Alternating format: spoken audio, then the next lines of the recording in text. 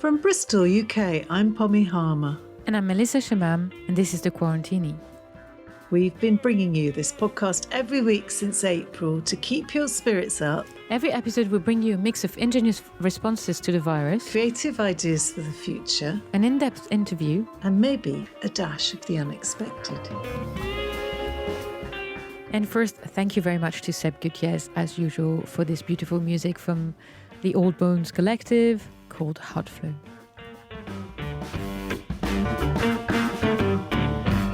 Hello and welcome back. In this episode, as the first ever Grief Festival comes to a close here in Bristol, we hear from the author and illustrator of a brand new picture book on starting conversations about death.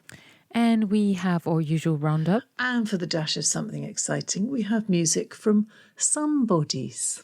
Right. Welcome back, Pommy. Hello, Melissa. Obviously, this week is a bit special. We started this podcast in lockdown in April, and now we are back in another lockdown. We are. It's time limited, so it's for the next month. 4 weeks.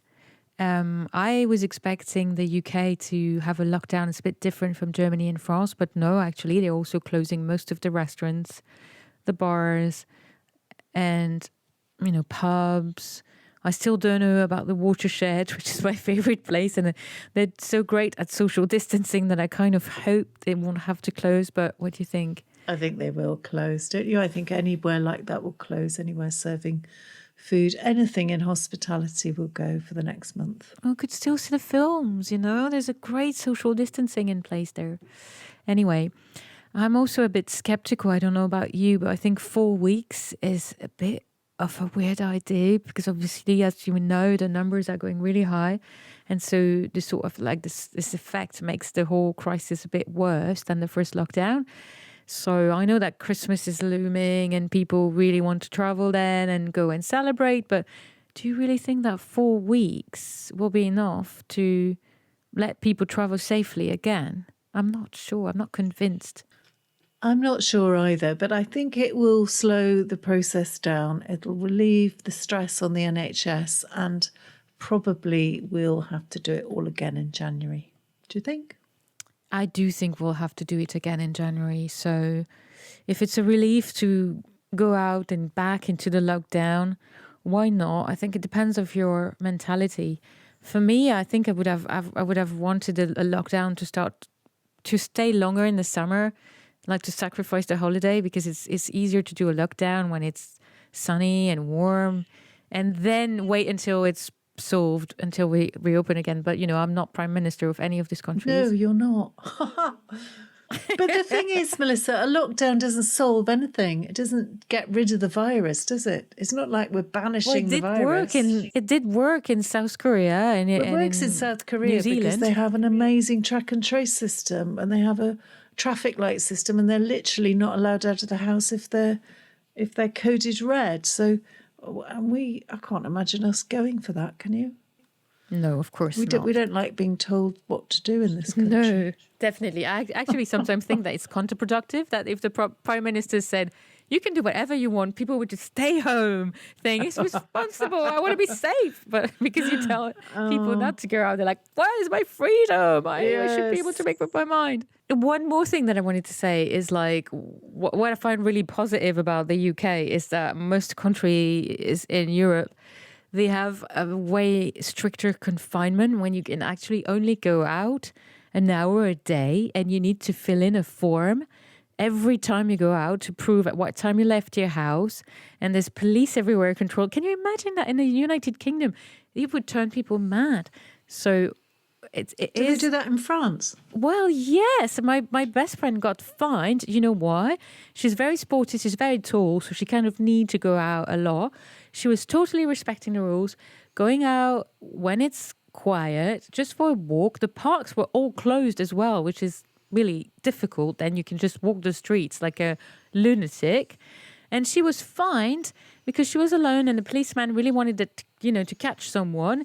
And she had her authorization, but it was from the day before because she didn't want to use too much paper. Oh. And they fined her for that. How much did she get fined? 130 euros. Oh. So it doesn't teach people to behave well. I think we could have like the same paper and maybe every day complete the date and the time. So I think what you're saying is that we're lucky. You quite like the way UK's doing it, Melissa. Yeah, compared to Germany or Italy or Spain, and I do feel that there are more places open, the parks are open, and we have greener cities anywhere in not everywhere obviously, but here in the southwest. So if people are in despair, I can just tell them it's more difficult, way more difficult in the rest of Europe. Yeah. Oh, well, that's really good to hear. Well, not for Europeans. No, but I hope it helps someone somewhere. Okay, so onwards. This week, Bristol has hosted the first ever Grief Festival, which, because of COVID, obviously, has happened entirely online and has been free. And it's featured more than 70 events. And for a one-off price of £20, anyone can access any of it and all of it for the next 3 years. So if you're interested in the subject of grief, and many people are, because this year the number of deaths, as we know, resulting from COVID has been astronomical and is set to rise even more as we head into our next lockdown. If you're interested in finding out about grief, then you need to search for the Good Grief Festival. And so we thought we'd find out more about grief. And so here is an interview with Eva Hibbs. Now, Eva Hibbs has written a children's book, a beautiful children's book all about grief and how to talk to children about grief, particularly very young children. This book is really to start conversations about death and share beliefs about life. And she's joined in the interview by Sarah Harrison, who did the wonderful, beautiful illustrations. And I started by asking Eva to talk about how the book came about. So it was actually a narrative that I wrote about 3 years ago. It started just with an idea of this little girl who wants to know where a missing member of her family is. It was inspired by what was going on in my own family. I had my little younger cousins in mind because my dad died 12 years ago, and since then his brother has had 2 children that will never meet him. And I wondered how they would come to know him and what they would imagine about him, or what they would be told about him, or what they would be told happened to him. And yeah, it started there really, this kind of wondering about how he would exist in their lives. And are you a writer? Is this what you do? Yes, I am, yeah. I'm primarily a fiction writer for adult fiction. I've also written a couple of plays, but this is my first picture book for children. Well, it's very, very lovely. So moving on to the whiz behind the pictures, Sarah. Sarah, tell us the process by which you illustrate a book. I'm assuming that the words come first and you illustrate to the words, but maybe that's not how it works. Sure. So as an illustrator, I'm self-taught. So other illustrators might have a different process completely. But I'd known that Eva was a writer and was really excited by her work. So she sent me the text as a Word document and then gave me a lot of freedom, actually, just to brainstorm and play and sketch. And we started with a storyboard. So I sent her a response with a little scrappy pencil sketch to each page, because we'd split the text down into 32 pages, which is the normal format for a picture book.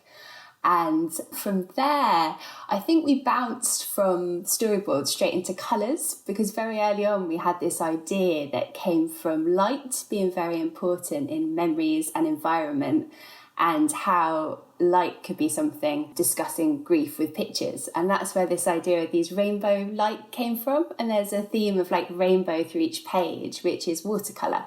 So very early on with the storyboard, I started painting watercolour in just different areas where it would be nice to have this kind of idea of colour and rainbow, which represents memories in the story. And from there, it was just a lot of back and forth, and we got some feedback, and the order of the narrative changed a bit, and so did the order of the pages. And there are quite a lot of illustrations which didn't make the book, and quite a lot that changed quite a lot. So in answer to your question of which comes first and do the images follow the text, I would say yes. But I think a successful picture book isn't simply a visual representation of the words. It has to add something. because a picture book is where the images and text are of equal importance. And there are some things that Eva didn't write that I very cheekily snuck into the pictures. For example, the cat isn't mentioned in the words. And the idea behind this cat character was how to engage maybe much younger readers who the story might be above their head, but they just want to look at the pictures.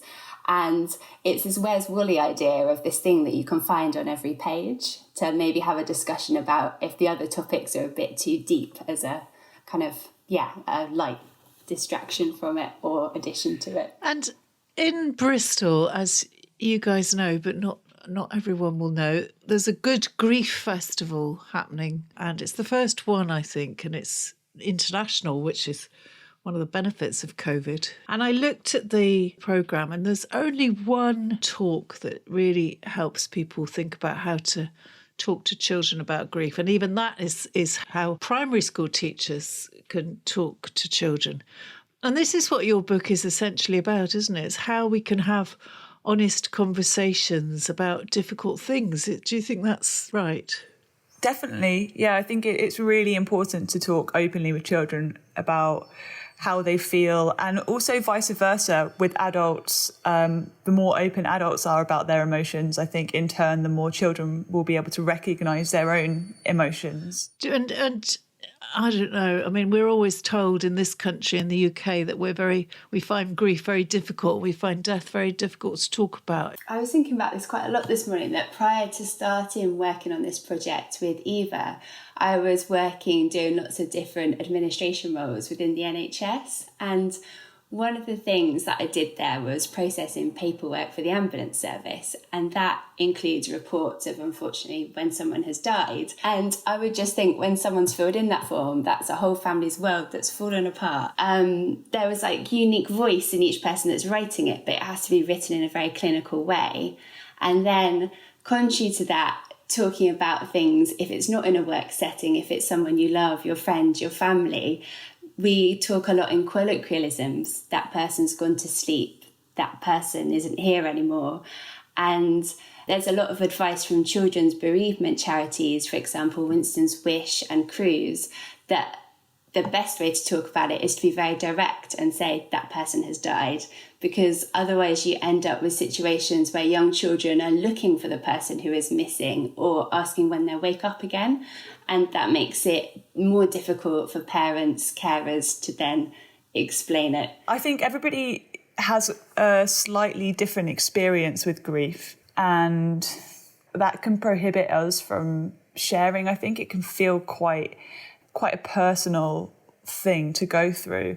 And that can be really difficult with people that are also hurting and experiencing it in a different way.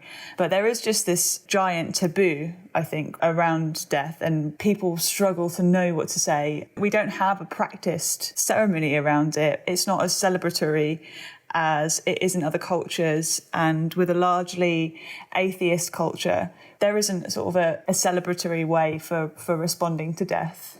In the Good Grief Festival, one of the talks is entitled, Is This the Age of Grief? So when I think about grief, I think about grieving a parent who's died or somebody in my family or a friend. But actually this talk is all about, although they say grief is a natural part of human experience, it can manifest in many, many different ways. And not only do we grieve around people who've died, but we also grieve about injustices that occur around the world. We grieve for the planet. We grieve for COVID. We grieve for lockdown. We grieve for our past experiences. So what they're saying is grief is much more in the public eye. People are talking about it more. There are more open conversations about grief. And I wondered what you thought about that, because you've written a book really trying to encourage us to have more conversations. Yeah, I think what we're going through at the moment is a kind of collective grief. And like you say, it's not necessarily a grief over death. It's a grief for things lost and things that may never return. But yeah, what I think is going on with all of this is that whilst we're having this collective mourning, so there's a global loss, people are dying, I think it's also triggering for a lot of people their personal loss. And with the time to reflect on that, I think that it's on the surface for a lot of people. Yes, as you both say, talking about death, we think of the loss of life. I noticed there was a talk with the Good Grief Festival again, which is called the COVID Cataclysm. How do we grieve the normal? And like you both say, like it could be the loss of experiences. And yeah, it's very, very broad. And because we don't talk about it very much, we do talk about a very narrow version of it. Well, I suppose in any change, in any transition, there's a grief of what's been and there's a excitement about what's to come. And I see that in terms of the pandemic. You know, people are grieving what was normal, but they're also creating a new normal and getting excited about possibilities of things to come. But I don't know if that's the same in terms of grieving the loss of a loved one. I think there's this sense that there will always be new life, and there's a lot of hope and excitement that can come from that. And I think that's why I made it a children's book, because Lily has all of her life to live and she can learn from the experiences of the people that came before. And then within the context of the narrative, her baby brother is born, who's going to have even more awareness than she did because of this openness about the circularity of life, and the different ways that people live their life and the different ideas that people have about how life should be lived and what happens to people when they die. And so I think that there is something really to cherish in this idea of continuation, and that we learn as we go, and that with everything that dies, there's space for something new to be born. And time does that.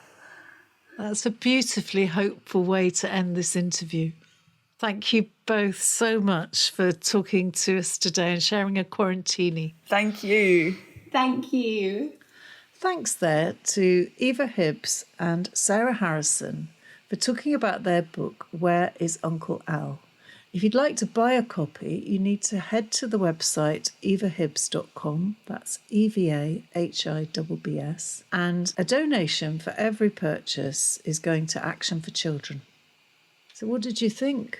Well, it's really nice because I do find that it is a conversation that for most people is really hard to have, and especially young people, and especially in the United Kingdom.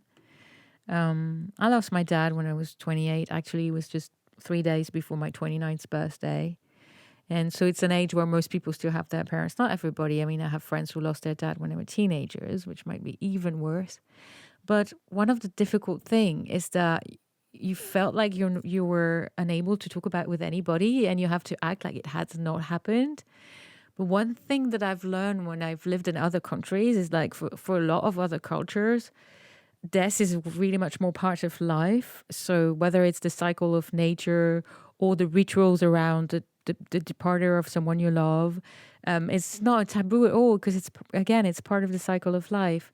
So I find that it was easier to cope with this loss in Mexico or some part of Africa, and I hope that if we're able to talk about this with children, they're going to be a bit more prepared, because again, it's bound to happen. Yes, it's unavoidable, isn't it? And I lost my dad when I was 22, and I can remember going back home and saying to a friend what had happened, and her first sentence was, "Oh, well, you won't want to talk about that."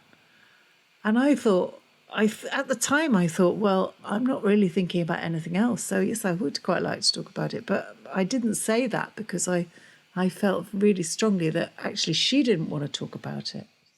Yeah, and it happened. The same thing happened to me. I went back to work, and my boss, who's like my mom's age, so my dad was a little bit older, where he said, "Oh, I don't deal well with death, so I don't want to know." And I felt like it was so aggressive, because, you're older and you're supposed to be more mature, and you don't have to say, "Hey, call me every minute," but, you can always try to be understanding. And also, even my boyfriend at the time said, when I was sure my dad would not survive, he said, if you cry or if you're upset, it's not going to help. So be strong. Yes. It's like, this is an awful thing to say. We're still quite young. It's the first time someone so close to you, actually, there's no one closer to you, is there, is passing away. So I think for everyone, it's good to be able to deal with it, because you have to support your people. Nothing helps as much as good support and people who are good listeners. And most of the time, people who lose someone close, they don't want to talk about this. They just want to talk about their relationship with that person, how much they miss them. It's not a difficult conversation, but give them that space to be themselves. As you were saying, you could only think about that. What were you supposed to do then? Pretend you're another person? That's really cruel. It did feel cruel. And what I love about this book is that it's so, because it's a picture book for 4 or 5 year olds. It's very straightforward, and I think that's the message of the book: is you just need to be straightforward. You don't need to dress death up in any way. Yes, absolutely. Because children, for them, everything's a first experience, right? So they just go along with it. Okay, now it's time for our weekly roundup. What have you got? Yes, I will start here in Bristol, where one of the good news is that a team of scientists led by the University of Bristol has identified one of the potential causes of what makes this coronavirus highly infectious. So this is why the virus is able to bind to a specific protein found at the surface of human cells. So this groundbreaking study was published in the scientific review Nature, which is one of the greatest in the world. And it described the virus's acute ability to infect human cells. It shows that it can be reduced by what we call inhibitors, and they block that interaction between the virus and our cells, indicating a potential treatment for the virus, which I think is the most interesting part of that research, right? So if you want to know more, I'm not a scientist, I'm not going to try to detail. Go and check the details on Nature or on the website of the University of Bristol. Thanks to this research group, things have made a lot of progress, and I just wanted to name Professor Peter Cullen, Associate Professor and Virologist Dr. Yohei Yamochi, and Dr. Boris Simonetti. Big up to them. There's also a video on YouTube from these people. If you search for University of Bristol Faculty of Science, of Life Sciences, actually, you can have an explainer there with great images. Fantastic. Staying in Bristol, an English secondary school teacher has started a crowdfunding campaign to raise money to buy laptops for students. He's called Jason Gilman, and he says that many students are getting left behind, particularly when they have to self-isolate, as they don't all have laptops at home. And he says in his school, which is Fairfield, it's particularly noticeable that some students are getting left behind, and he thinks that this is completely unacceptable in 2020. So to access the crowdfunder, you need to go to the site GoFundMe and search for digital poverty. And we are planning to cover this in a future podcast, Melissa. Yes, it's a very interesting topic. Actually, I'm quite shocked that there are no government measures to help families or even workers. Like I've been asked to use my laptop for over a year now, and it's difficult. It's actually full, and I don't know where to put all these things. But so I can only sympathize with younger people from bigger family. How are they supposed to get on when everything's moving online? So hopefully they'll come up with a bigger solution. That one, it's great. We have a GoFundMe, but we should have a national plan. Well, I think Jason will move on to that. Great. Well done, Jason.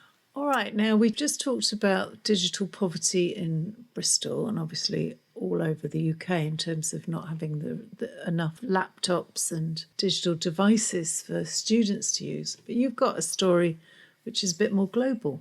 Yes, actually, many statistics globally shows that thanks to new maps, meaning, an accumulation of data and numbers and research, those maps show how the digital divides are actually shrinking all over the world. So it's good that we have people like the one you mentioned to improve that, and let's have confidence it is possible.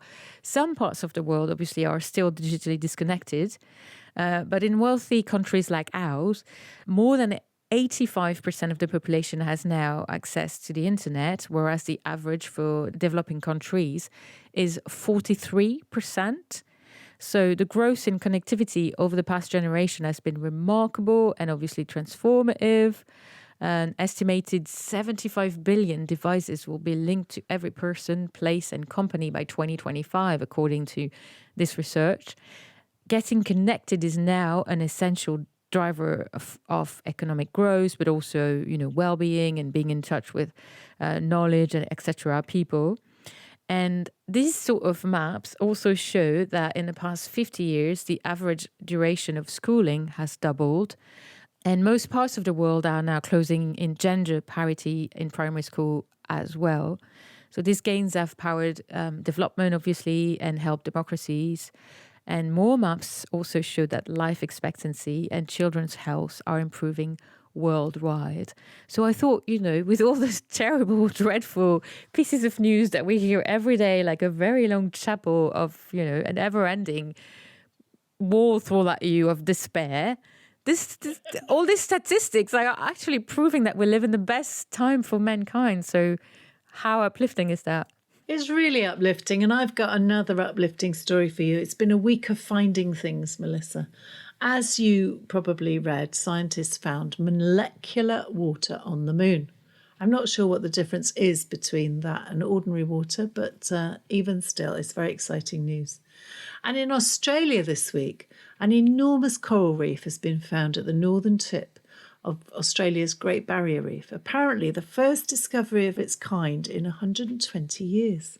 And it's a huge one. It's 500 metres high. So that makes it taller than New York's Empire State Building and taller than the Petronas Twin Towers in Kuala Lumpur, Malaysia. So they found it because they were mapping the seafloor in the area, and a team aboard a research vessel owned by the Schmidt Ocean Institute, which is a non-profit group based in California, were using an underwater robot to explore the reef and make a 3D map. Known as Sebastian, I like that, don't you? Sebastian. The robot live streamed video of the discovery and posted it to YouTube so we can all have a look. And this is particularly good news since in recent years, the Great Barrier Reef has been vastly damaged by warmer seas, which have killed off coral, dispersed other marine life and sped up the growth of algae and other contaminants. And it's you can see maps of it, and it's sort of slightly detached from the Great Barrier Reef, which is why it hasn't been found before. So it's actually good news that was always there, but finally we were aware of it. So it's bringing everybody relief. 500 metres high. I mean, I always think of coral reefs as being near the surface because they need light, don't they, to get all those beautiful colours. So I don't understand what's going on 500 metres where it must be completely dark. Yeah, I think it's just because we see those representation, those beautiful photographs. So we don't know the whole of the life of coral reefs. It's just our limited knowledge of them. But you're right, I had the same vision, obviously. Totally. To finish off, what do we have, Pommy? So for this week's Dash of the Unexpected, we have another track from the wonderful Funnel Music, who've given us permission to play any and all of their artists. And this one goes, I thought, particularly well with the theme of grief and death. It's called Ain't Over Yet, and it's by the band Some Bodies.